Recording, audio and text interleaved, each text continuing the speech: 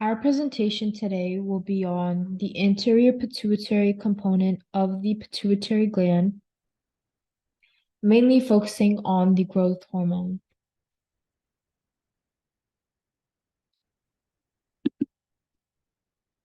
The pituitary gland is subdivided into two distinct components, the anterior pituitary and the posterior pituitary. The anterior pituitary, a tiny but powerful endocrine gland, releases 6 critical hormones, all hormones that are vital to our well-being. So over here is the hypothalamus, and here's the pituitary gland, which is divided into the posterior pituitary and the anterior pituitary, which releases 6 critical hormones. And today we'll be focusing on the growth hormone. I want to mention how it all begins in the hypothalamus, where neurosecretory cells secrete releasing and inhibiting hormones. These travel to a capillary network in the hypothalamus, which in turn connects to portal vessels, ultimately linking to a second capillary network and the anterior pituitary. This intricate system ensures precise control over hormone secretion.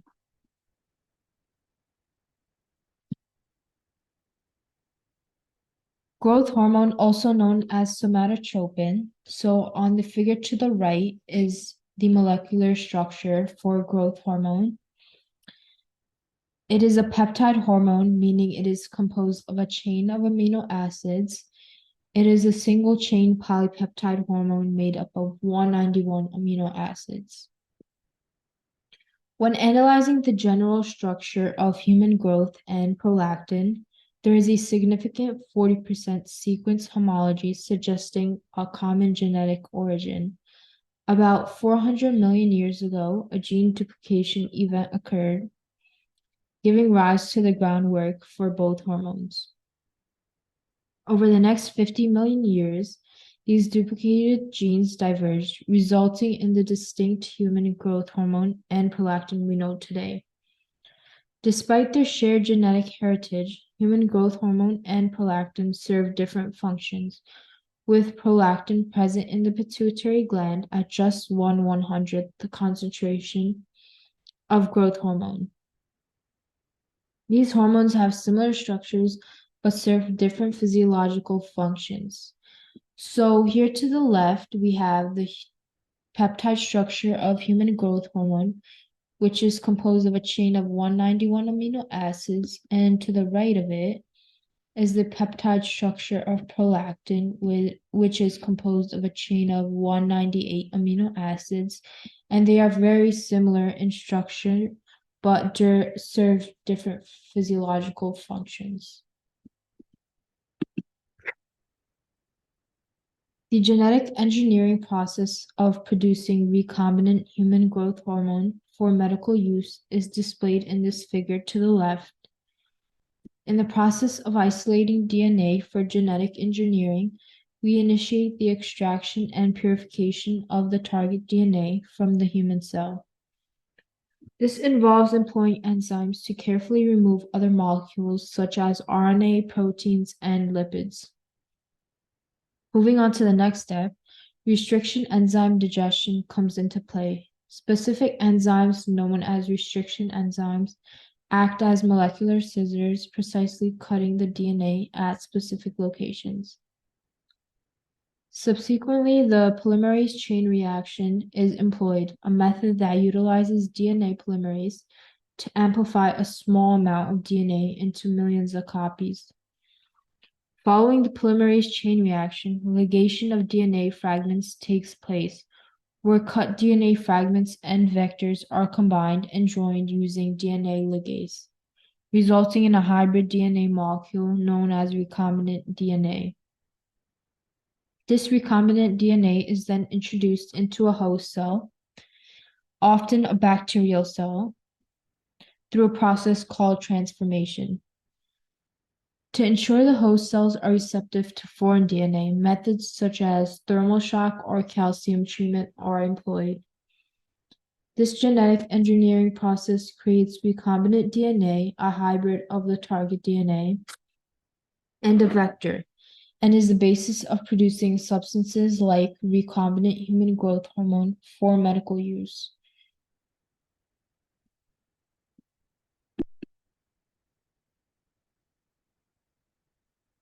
Growth hormone doesn't just stimulate growth, it also plays a crucial part in your metabolic functions. During childhood and adolescence, it ensures you grow properly, reaching your expected height and maintaining balanced body proportions. But that's not all growth hormone controls. Growth hormone influences how your body uses fats and sugars for energy. Moreover, it triggers the production of insulin-like growth factors essential for tissue growth, aging, and repair. The figure to the right describes possible mechanisms that contribute to reduce growth hormone action in obesity. It highlights factors such as leptin resistance and elevated levels of insulin like growth factor 1, which can suppress growth hormone secretion from the pituitary gland. This reduced growth hormone secretion leads to increased fat accumulation, worsening the obesity condition.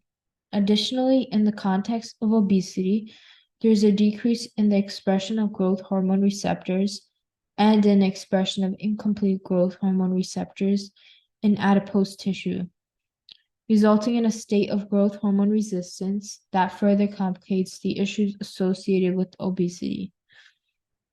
This information is relevant to understanding how growth hormone interacts with metabolic processes in the body and its impact on obesity. So here we have the diseases related to the growth hormone. So for starters, we have acromegaly. So as you can see here with acromegaly, it is a defect in the growth hormone that can cause giantism. It can cause abnormally large growth in someone.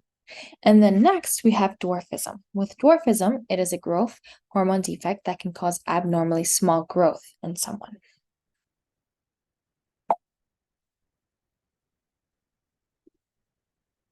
So with acromegaly, it is a disorder caused by excessive levels of growth hormone, most commonly as a result of a tumor in the pituitary gland. It causes an irreversible overgrowth of the face, hands, and feet bones, and the person's skin is also affected and becomes thick, coarse, and hairy. Other side effects include high blood pressure and heart disease. If the tumor occurs in childhood, then increased height may occur, leading to giantism. So as you can see in the pictures below, as well on the last slide, everything becomes large. A person's arms, legs, overall face, including the brain, all becomes large. Next, we have dwarfism. Also known as pituitary dwarfism, is a condition caused by insufficient amounts of growth hormone in the body. Dwarfism can be the result of genetic defects, severe brain injury, or being born without a pituitary gland. It can be present at birth or later. Children here have abnormally short stature with normal body proportions. It can be associated with lower levels of other hormones like vasopressin, gonadotropins, thyrotropin, or adrenocorticotropic hormone. So as you can see, the person affected does not continue to grow. Everything stops growing, and if you can look at the left picture on the bottom, the body's spine begins to curve. From the neck downward, the spine curves inward. So here we have our first case report. So here, in 2020, a 9-year-old boy was presented with acromegalic features. A pituitary tumor and rapid height growth was discovered. And this was found out simply through a school physical examination. As background knowledge, the boy's parents and siblings had normal height and physical features with no endocrinopathy history. The boy's visual assessment was normal. His cardiovascular and other examinations yielded normal results. Yet, the boy complained of intermittent headaches, constantly snored, had a height of 4 feet 9 inches, weighed about 89 pounds, and had a foot size of 8. And through a hormonal assay, it showed marked elevation of the levels of growth hormone and insulin-like growth factors. An MRI revealed a pituitary tumor, and radiography, as you can see on the right, showed prominence of the jaw and cauliflower of the hands. So they decided that they were going to take the tumor out. So tumor resection was performed through an endoscopic endonasal approach, and then no reoccurrence was confirmed after many follow-ups for 2 years, and the growth hormone was reduced. So next, we have another case report with giantism. Here, a 25-year-old lady was presented with increased statural growth and enlarged body parts, which was seen since the age of 14, and a large pituitary macroadenoma. Her family history was not contributing, but her symptoms were primary amenorrhea, frontal headaches for 2 years, non-inflammatory lower back pain, and pain in the knees, ankles, and elbows for 5 years. She was 7 feet 2 inches. She weighed 304 pounds, had severe kyphosis and osteoarthritis of the knees. Her blood pressure was normal, but due to increasing growth hormone secretion into the pituitary and her pituitary macroadenoma, she was diagnosed with giantism. And so, for a procedure, they were debulking pituitary surgery with therapy, and a gondol steroid replacement was all planned, but the patient refused treatment. Next, we have 2 cases of dwarfism. So, achondroplasia is a type of dwarfism. So here, a 16-year-old girl was admitted to the hospital for pain in her joints and vague illness. She was 4 feet, suffering from frontal bossing with a depressed bridge of nose. Her upper limb was shortened as well as her fingers, and if you can see on your right side, the middle finger was the same length as the others, and her extension at the elbow was restricted. The girl was the youngest of 3, and the rest of her family were of normal height. And with all her symptoms, she was diagnosed with achondroplasia. And now we have our final case report with dwarfism. And so here, a 4-month-old boy was brought to a pediatric department with shortening of limbs, progressive enlargement of the head, midfacial hypoplasia, depressed nasal bridge, a short neck with redundant skin folds, upper and lower shortened limbs, and irregular growth plates, and his skull was large with relatively a small skull base. And the parents of his were of normal height and healthy. And if you can see on the right, radiographs of all bones were taken, and they showed characteristic features of achondroplasia. All tubular bones were short except the fibula, and so that's how he was diagnosed with achondroplasia. So here we have the cures and treatments of acromegaly. So treatment varies by person. It will likely depend on the location and size of the tumor, the severity, age, and overall health. So to start, we have the surgery. Transvaginal surgery is the first one. Doctors here remove most of the pituitary tumor. During the surgery, the surgeon works through the nose to remove the tumor from the pituitary gland. Removing the tumor returns growth hormone levels to normal, relieves headaches, vision changes, etc. If the tumor was putting pressure on the tissues around the pituitary gland, removing the tumor also relieves headaches and vision changes. Next, we have medications.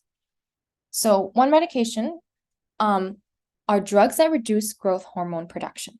In the body, a drug called somatostatin inhibits growth hormone production. Taking one of these drugs signals the pituitary gland to produce less growth hormone and may reduce tumor size. Next, we have drugs to lower hormone levels. These oral medications may lower growth hormone and IGF-1 in some people. These drugs may also reduce tumor size. Then we have drugs to block the action of growth hormone. These medications block the effect of growth hormone on the body's tissue. These are helpful for people who haven't had good success with other treatments. This is a daily injection and can lower IGF-1 levels and relieve symptoms, but doesn't lower growth hormone levels or reduce tumor size. And last, we have radiation. So this is if the surgeon wasn't able to remove the whole tumor during surgery. So first we have conventional radiation therapy. And so usually this is given every weekday over 4 to 6 weeks, and you will not see full effect for 10 plus years after treatment. And then we have stereotactic radiosurgery, which here it uses 3D imaging to deliver high doses of radiation to tumor cells. And it can be delivered in one dose and will bring growth hormone levels back to normal within 5 to 10 years. And so next we have the breakthrough surgery for these cures and treatments. So Cedars Sinai Pituitary Center demonstrates that smaller doses of pegvisomant in combination with low-dose, long-acting somatostatin analogy medications are equally effective at treating acromegaly. Then we have octreotide capsule, an oral formation of octreotide capable of replacing the current medication treatment of acromegaly that requires lifelong uses of parenteral drugs. It bypasses certain limitations with the introduction of transient permeability enhancer technology. And then lastly, we have somatostatin receptor 2 bias antagonist. Another emerging treatment is palatustin, formerly known as CRN00808. It's an oral selective non-peptide SST2 bias agonist.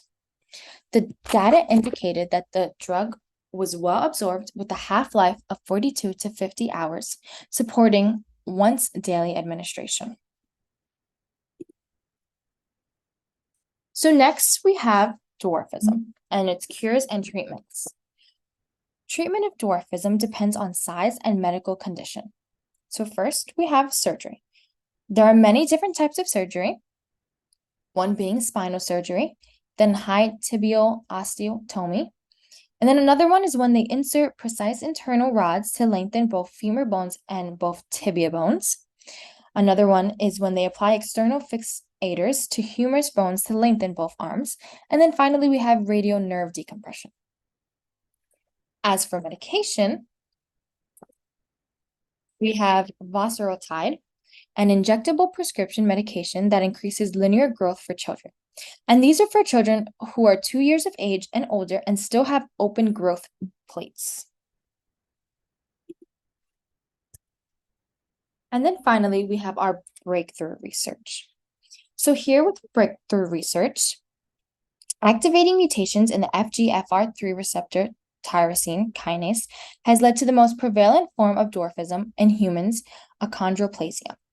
Many features of the complex function of FGFR3 in the growing skeleton were characterized, which facilitated identification of therapy targets and drove progress toward treatment. In August 2021, the vosoritide was approved for treatment for achondroplasia, which is based on a stable variant of the C natriuretic peptide. And other drugs may soon follow with clinical trials, but it will take time.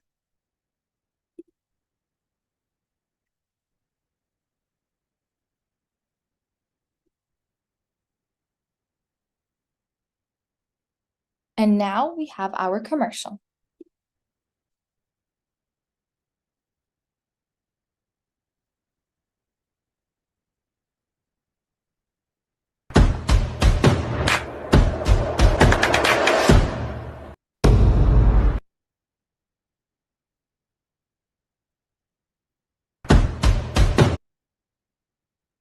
And this was